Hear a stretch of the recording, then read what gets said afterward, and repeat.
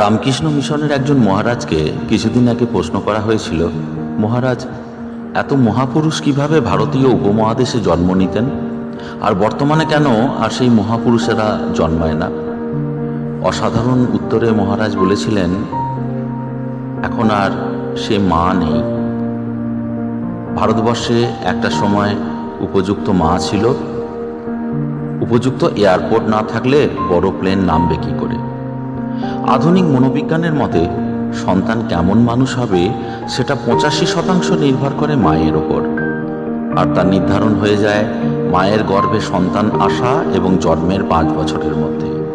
মায়ের চিন্তা, কথা, ভালো লাগা, মন্দ লাগা, রুচি, আদর্শ সন্তানের ওপর দারুণভাবে প্রভাব ফেলতে থাকে গর্ভ থাকা অবস্থাতেই। মায়ের কষ্ট তার কষ্ট, মায়ের আনন্দ তার আনন্দ, মায়ের খাবার তার খাবার।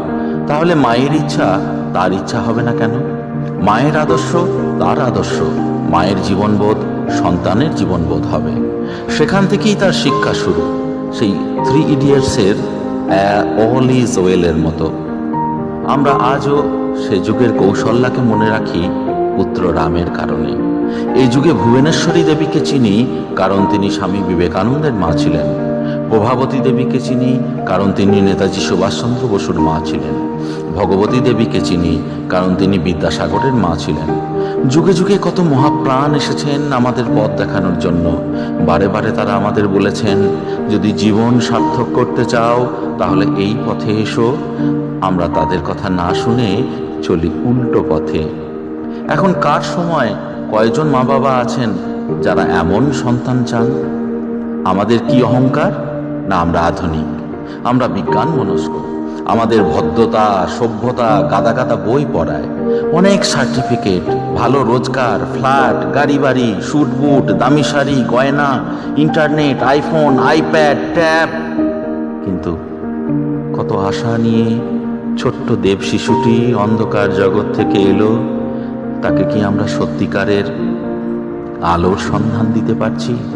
সে পথ তো আমাদেরই অচেনা। ছোট্ট নরেন তখন বিলে একটা অন্যায় করলো। মা তাকে কোনো কটু কথা বললেন না, কোনো শাস্তি দিলেন না। একটা কাগজে সেটি লিখে ঘরে টাঙিয়ে দিলেন। দুরন্ত বিলের পড়ায় মন নেই, মা পড়ছেন, বিলে শুনছে, সব আয়ত্ত হয়ে যাচ্ছে। মা শিক্ষা দিচ্ছেন, বাবা, জীবনে যেটা সত্য বলে জানবে কখনো সেই আদর্শ থেকে সরে এসো না। তাই তো পরবর্তীতে আমরা পেলাম, সত্যের জন্য সব কিছু ত্যাগ করা যায়, কিন্তু কোনো কিছুর জন্য সত্যকে ত্যাগ করা যায় না। ছোটবেলায় মায়ের কাছেই জীবনে বড় হওয়ার সব শিক্ষা পেয়েছি। তাই বলতে পারি, সত্যই আমার ঈশ্বর, সমগ্র জগৎ আমার দেশ, জগতের সবাই আমার ভাই, আমার রক্ত। এই হলো যথার্থ মায়ের শিক্ষা। 14-15 বছরের সুভাষ বসু মাকে চিঠি লিখছেন, তোমরা আমার কাছে কি চাও মা? তোমরা কি চাও আমি লেখাপড়া শিখে ডাক্তার, ইঞ্জিনিয়ার হই, আমার অনেক টাকা, বাড়ি গাড়ি হোক? নাকি এই চাও আমি পৃথিবীর সব থেকে গরিব হব, কিন্তু এমন মানুষ হব যেন শ্রদ্ধায় পৃথিবীর প্রতিটা মানুষ মাথা নিচু করে? কজন বাবা মা আছি আমরা সৎ সাহস নিয়ে আমাদের সন্তানদের এই উৎসাহ দিতে বলি শুধু পড়, ভালো রেজাল্ট কর, টাকা রোজগার করার একটা মেশিন হয়ে ওঠ। আমরা শেখাই কি করে সে মিথ্যাবাদী হতে পারে, কি করে সে আরো স্বার্থপর হতে পারে। ছোট শিশুর কোমল অন্তরে এই বৃষবৃক্ষ আমরাই লাগিয়ে দিই।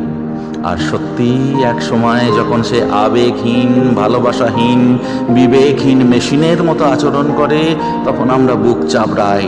আমরা প্রত্যেকেই দ্রুত গতির এক ব্রেকহীন গাড়িতে উঠেছি, যার গতি শুধু বাড়তে পারে, কমে না। আমরা ভেসে চলেছি, সন্তানদেরও তুলে দিচ্ছি ব্রেক ফেল করা এক গাড়িতে।